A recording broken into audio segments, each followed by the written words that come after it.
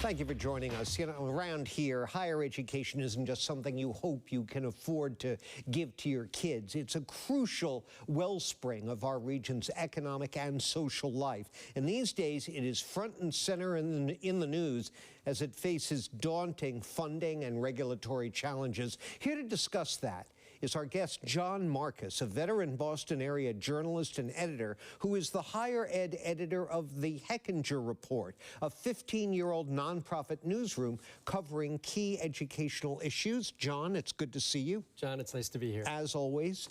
So, as of last summer, according to a Gallup poll, 32% of Americans said they had little or no confidence in higher ed. That's more than triple the number a decade ago.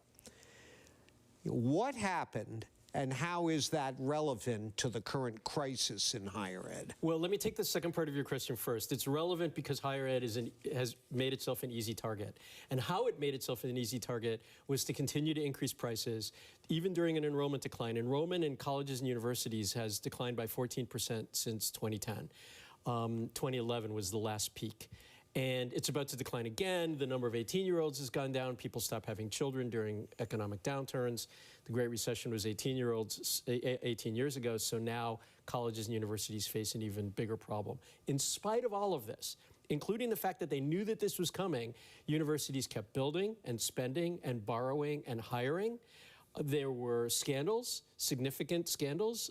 Penn State, Michigan State, USC, Varsity Blues, and just a whole litany of problems over a decade that universities couldn't fix. Okay, so this story is centered around how higher education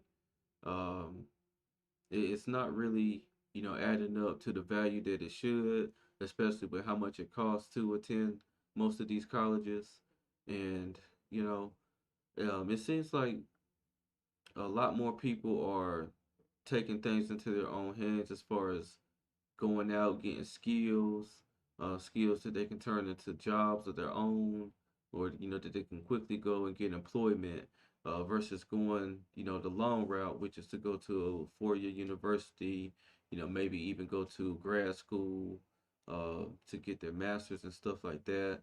And it's very interesting with the way things are turning out. Um, I could see it from both sides of the coin. But as he was just saying, the enrollment is down, and this is an 18-year span. So it seems that during times when we wasn't in the greatest spaces within our economy, there was less children being born, and even with the kids of the day, most of them, they want to be content creators. They want to be live streamers and rappers and things of that nature. And they're not necessarily thinking about going for higher education. And then now there's a lot more opportunities to get education outside of colleges. Like you can go to take some online courses and get certifications that get you job ready, to where you can put those type of certs on your application and get hired on to real high paying jobs, the same as those who are coming out of these 4-year colleges. um, and I think with a lot of those scandals that was going on, where they were just making up classes for certain people, and then it's a whole list of certain scandals that doesn't bring a good light to going to college. Um, I could definitely speak to it with my own experience, like my first year at a four-year university. It was very tough coming from like a smaller school, because you come and it's way more kids than you're used to going to school with. And if you don't have the right advisors trying to tell you, how many credit hours to take and the type of workload that you'll take on, it can be overwhelming. Um, and then, too, the college experience, a lot of people get lost in that, to where, they're going to parties and they're not necessarily taking their studies as serious as they should. So, it's going to be interesting to see where this goes from here as far as, kids graduating, choosing to go to college. And also, a lot of kids choose to just go ahead and go to the military, um, Air Force, they have Space Force, they have the Marines, they have the Navy, the Army. You know, you can go and serve your country and also get your education that way, work experience, and you know, it's just a lot of different alternatives versus going to these 4 year universities. And if you're in state, you're still paying a lot of money, and if you're out of state, you're paying a whole lot of money. So let's see what else they have to say here about this subject. And part of the problem was for that cost, consumers weren't really getting what they paid for. Fewer than half of students that go to 4 year universities, as you and I have discussed before, fewer than half of them actually graduate in 4 years. Right. Dropout rates are very high. People take on debt and never get a degree, still have to repay the money. So higher education has created kind of an army of unhappy customers. Well, into this context comes the Trump administration.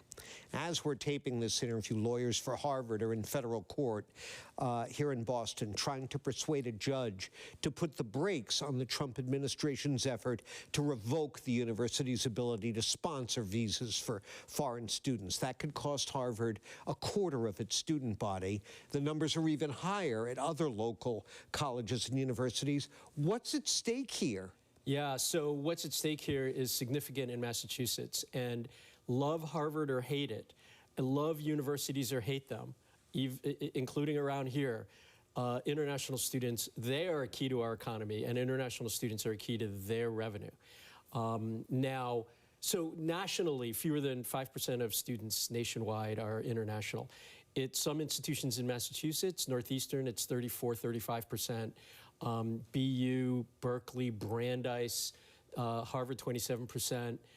These are all in the 30% or more. At the graduate level at Northeastern, 2/3 of all the students in graduate programs at Northeastern are international. So they are at great threat.